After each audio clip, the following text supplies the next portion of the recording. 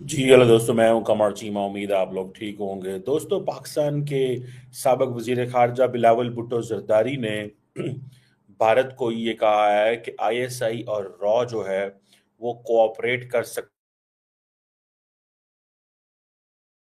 Kainchi phrase by the way, जो उन्होंने explain किया है, जो उन्होंने बात की है, क्योंकि पाकिस्तान का जो डेलीगेशन है वो कल मिला है यूएन जनरल सेक्रेटरी को। पाकिस्तान का डेलीगेशन कल मिला है वहाँ पे जितनी भी बड़ी लीडरशिप है उसको, और नॉन परमानेंट जितने भी परमानेंट सिक्योरिटी काउंसिल के मेंबर्स हैं उनको भी मिला है। तो पाकिस्तान उन्होंने और अपना केस स्टडी को उन्होंने एक्सप्लेन किया है कि हम क्या करना चाहते हैं।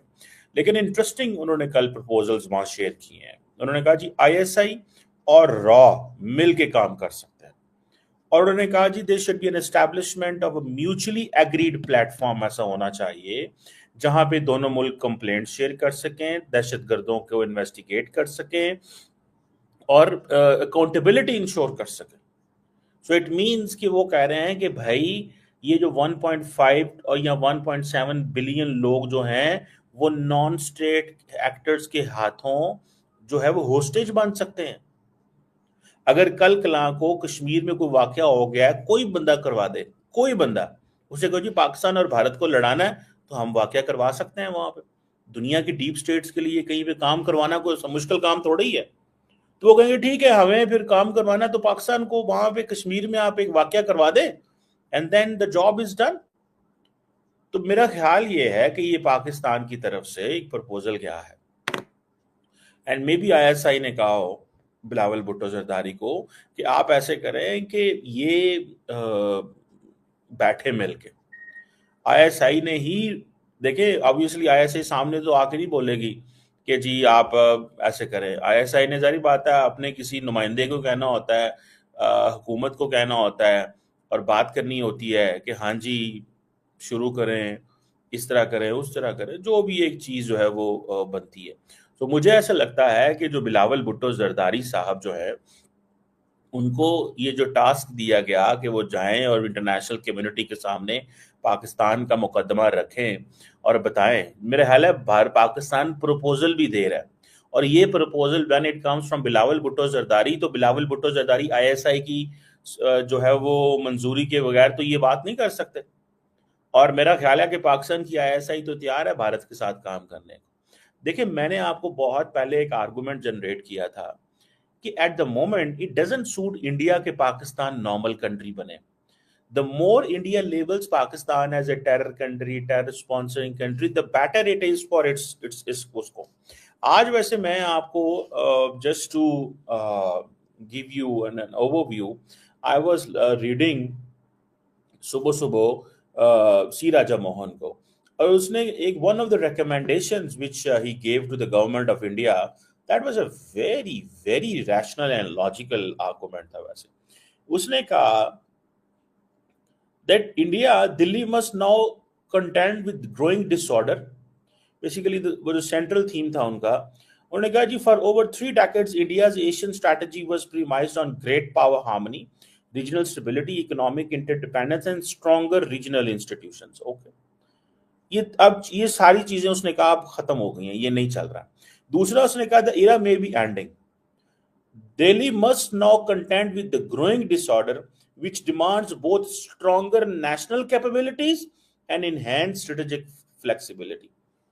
बहुत अच्छा आर्गुमेंट सी राजा मोहन ने आज जनरेट किया कि भाई दिल्ली को पहले तो अपनी कैपेबिलिटी डेवलप करनी चाहिए। उन्होंने कहा कि आपकी कैपेबिलिटी कम है। This is what he said, to be frank enough. उन्होंने कहा आपकी कैपेबिलिटी कम है, आपकी कैपेबिलिटी वो नहीं है जो आप बातें करते हैं। So, in other words, he's saying this. So, what he's saying that Delhi must now contend with the growing disorder, which demands both. दो चीजें डिमांड कर रहा है, broad, stronger national capabilities that could be in terms of economy, diplomacy, foreign policy, national security, defense, अवाम, बेहतर life style, what I was आपको एक पूरी national power को एक्सप्लेन कर सकते हैं। And then the second thing C Raja Mohan mention is enhanced strategic flexibility. मतलब ये है कि आप पाकिस्तान के साथ बैठना पड़ेगा आपको, मैं तो इसको ऐसे रीड करता हूं, आप जो मर्जी जैसे read. Enhanced strategic flexibility. So Pakistan भी यही बात कर रहा है, लेकिन इंडिया का कोर थीम क्या है? कोर थीम यह है कि पाकिस्तान को अलहदा करना है, सिंगल करना है, अकेला करना है, गंदा करना है, ये करना है, आइसोलेट करना है, दहशतगर्द है, फलान है। You are getting my point? आप मेरे पॉइंट को समझ रहे होंगे। ये चीज जो है दैट इज देयर। इस चीज को थोड़ा समझना होगा, इस चीज को थोड़ा देखना होगा, इस चीज को थोड़ा रियलाइज करना होगा।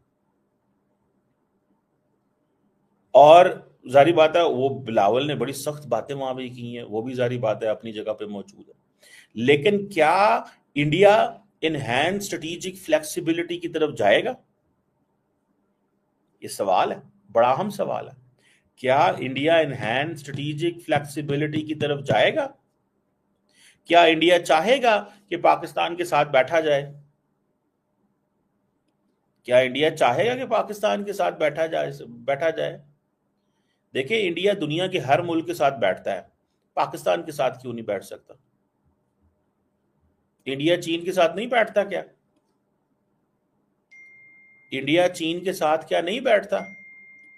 क्या इंडिया जो है वो चाइना को अपना बड़ी नहीं समझता, उनके साथ इंगेज नहीं होता?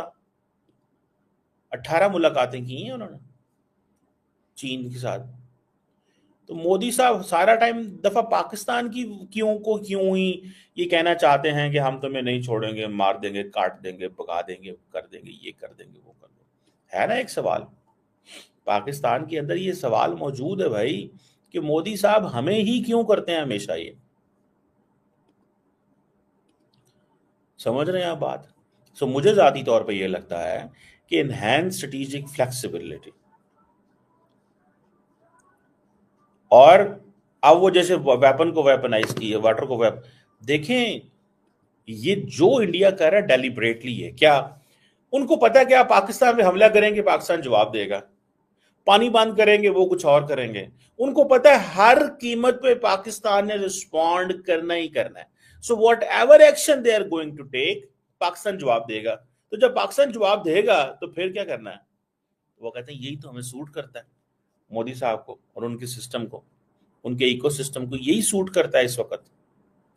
इसको आप थोड़ा सा अंडरस्टैंड करें, मोदी साहब के इकोसिस्टम को यही सूट करता है कि ऐसे ही हो, इस तरह हो, ये ही उनको सूट करता है भाई, उनको कुछ और सूट नहीं करता। समझ रहे हैं आप बात को?